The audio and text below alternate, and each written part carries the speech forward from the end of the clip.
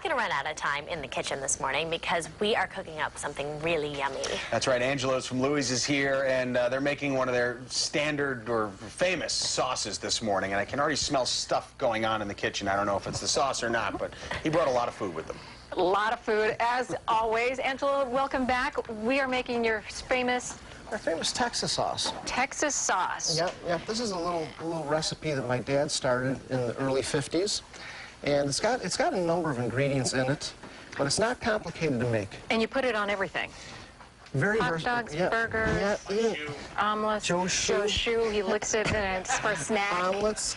It's even good on like Polish sausage, Italian sausage, even chicken. Okay, we've got a long list of ingredients. Let's pull that up if we could and tell folks what exactly goes into this Texas sauce. Into the Texas sauce, you have to start, the ingredients and the way you mix them in is very important. You start off with a base. You start off with some whipped butter, some crushed garlic, diced onions, chicken base, and then we're going to add some water. Water. Yep, and then after those ingredients are into the saucepan, then we're going to add the ground beef. And then we're going to whip the ground beef so it has a very smooth consistency. You don't want it to be like a chili where it's chunky. You want it to be smooth texture. What about the cumin, the clove, the chili powder? That goes in after. Those are the last three ingredients we add after the beef is whipped and liquefied. And it makes a difference on that you do it specifically like that. It's like baking. Yes, it is. I don't know what it is, but the way you mix the ingredients has a direct effect on the flavor at the very end. Okay, I've got 20 seconds. I just have to ask, why whipped butter? Why could you use just a stick of butter? You could use a stick of butter. I'm in a routine. We've been doing it for so many years. We stick with our original recipe, and we don't change at all. But you can use whipped butter, clarified butter, whatever you If it ain't broke, why fix it? That's right. If it works. Okay, when we come back, we're going to put that together. And then we have also a fun second helpings today. But we're not going to tell anybody. Nope, our secret. And then we're going to also talk about your record-setting potato peel when we come back. That's right. All right. Thanks, Angelo. Back to you guys. I didn't listen. They tell us to stand by sometimes, and we make a joke about that. Yeah, and then we end up not being prepared. I'm like, who's Stan? I don't know who he is. All right. I hear some stuff happening in the kitchen right now. It's exciting. Angelo from Louis is making their famous Texas hot sauce, and Victoria's in the kitchen now. And we were just talking about that. If you heard that pop before, and we said, ooh, it was because one of the hot dogs just kind of had that split that makes it look so delicious. We're talking, you call it the Texas sauce. What is the difference between the Texas sauce and what some people call the Texas hot sauce? Anything? No difference. Same thing. Yeah, just different terminology. Okay. We call it our Texas sauce for short, but it's actually Texas Red Hot Sauce is the official name. And it's not red at all? No, it's not red at all, actually. Okay, so we're putting it together right now. Yeah, I added all the ingredients. Okay. And then as you add the ingredients and you add the liquid water and the chicken base, you add Italian breadcrumbs to thicken it, which I already did. And you'll see how it's... You put Italian breadcrumbs? Yep. And this has the meat in it as well. Yep. And you weren't kidding when you're talking fine. Can we get it? Look at that. John's shooting that. It's almost just like a thick little gravy. It is. It's almost like a thick... But you can see the ground beef that we liquefied. Yep. You can even see the breadcrumbs in there if you look real close. How much do you add of the breadcrumbs?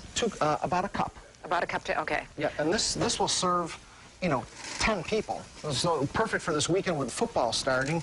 A lot of people eat pizza and wings, but if you ever want to switch it up and, serve hot dogs and burgers, you make your own little Texas sauce right at home, and right at halftime, you serve up the hot dogs with the hot sauce right over the top, and it's great. How long will it last? In the refrigerator? Like a week? No, it'll last longer than that. Even with the beef in there? Yeah, even with the beef, because it's cooked. Okay. Once it's cooked, it'll last 2 weeks. Anytime after that, you're pushing it. So just about 2 weeks, and then you discard it. Okay, we're going to tease folks, too. When you come back on September 28th, folks, mark it down in your calendar. You are going to attempt breaking your world record of the longest... Yeah, our world record is 10 feet 3 inches. For a potato peel. For our curly Q French fry. Curly Q French fry. Yeah, we're going to break, and I guarantee we're going to break that. I hate to stick my foot in my mouth, but we've got a couple of potatoes saved at the stores that are about this big.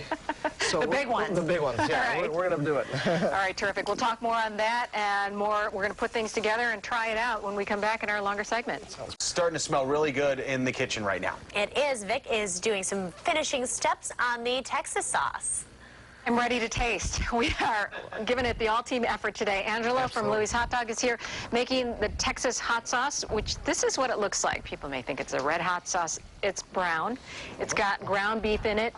ground beef, chicken base. It's got clove, ground cumin, chili powder. There's a special ingredient that we add that gives it our signature flavor. I'm not going to go into that, but... You don't want to kill us. Yeah, right. But they call it red hot sauce, not because of the color, but because of the spiciness of the sauce. So what you could use is some cayenne pepper in there also to give it that little extra kick. And you can make it as hot as you want at that point. Exactly, as hot as you want. Okay, so how long would you say it takes to make something like this, make your hot sauce? To make our Texas sauce, it takes a little time to thicken it. So it's going to take about a half hour to 45 minutes because it takes a good 20 minutes just to thicken it. Because you want it sort of like a gravy thickness. And just once again, you add the butter. The butter first, then the diced onions, then the crushed garlic. You saute that together. Then you add the ground beef. Before you add the spices. Before you add the spices, then you add the liquid water, and you whip it instantly, as soon as you can, because you want the beef to become liquefied. You don't want it to be chunky like a chili. You want it to be more of a smooth consistency. And do you do that with a whisk? Is that the easiest way to do it? I got my little handy-dandy whisk right there. Okay, so you do it with a whisk, and then you add the spices. Then you add the spices, and then you add the breadcrumbs at the very end to thicken it. And you keep stirring it. You got to keep stirring it so it doesn't burn on the bottom of the saucepan. And how long should it stay on the stove then, at that point? How long has it been on? It's been on about 15 minutes, 20 minutes, and then it's going to be on another 10 to 15. Okay. And if you have any left over, you can store it. Absolutely. Let it cool first, put it in a Tupperware container, and put it right in the fridge, or you can even freeze it. So, you know, down... Have it ready for later. Yeah, absolutely. Months down the road, you pull it out of the freezer, let it defrost overnight, and it's ready for the next day. Okay, enough talk. Let's have some action here. I can't decide whether I want a hot dog or a I'm going to show you a little cheeseburger. trick that we do at our stores when we have a bunch of food on the grill. You could always dress the top of the roll first. Like if I'm doing a burger. Oh, that's the top of the roll. Yeah, you put it right there like that, okay? The heated onions, that's the best, and the heated pickles. And the sauce drips into the charcoal and it adds this flavor to the burger that's great. Okay, so there's a little trick.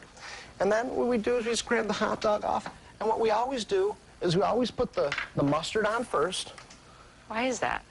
Just the liquids on first. Okay. And then we do the onion next. Love onion. Okay. And then we do the sauce right over the top, just like this.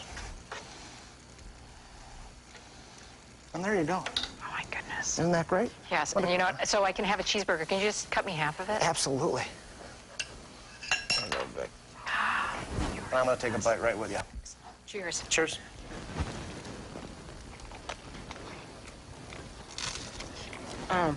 That's delicious. Isn't that great?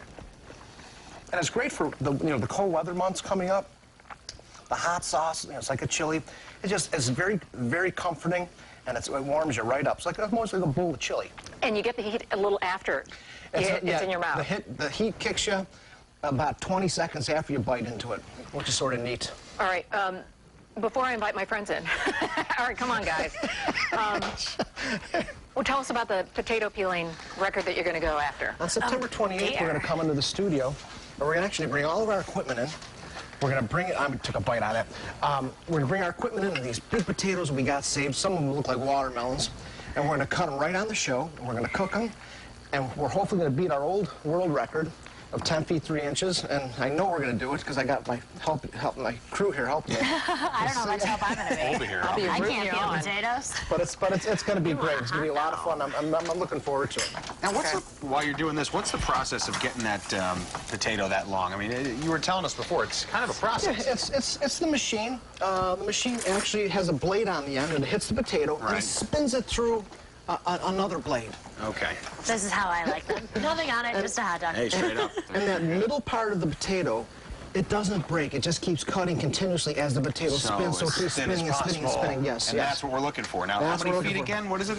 10 feet 3 inches. 10 feet is what we're And looking as for. a kid, when I started the business, I mean, we would cut these things, 10, 20, sometimes even 25 feet. We've had customers in our dining area hold one end of the potato at that end of the room and this end, and it's sort of a funny thing. Wow. So, gonna be awesome to see. Yeah, we're looking All right, Joe, I forward to it. commend your concentration during this time. I know you're eyeing down the hot dog. Yeah, exactly. yeah, The I'll go potato burger, Joe. thing sounds good. I'm going to have a hot dog. yeah. Okay, great.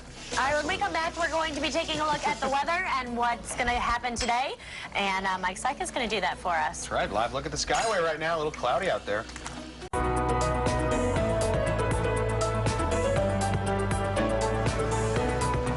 Back with Angelo from Louie's Hot Dog, doing something that isn't on the menu, but if you mention winging it, you can possibly get Angelo or one of his staff to make it for you. Absolutely. You're making a hot dog or hamburger We omelet? call it our Louis omelet. Louis omelet. What that is, we just a regular omelet. I already whipped the eggs up, put a little salt and pepper, buttered the pan.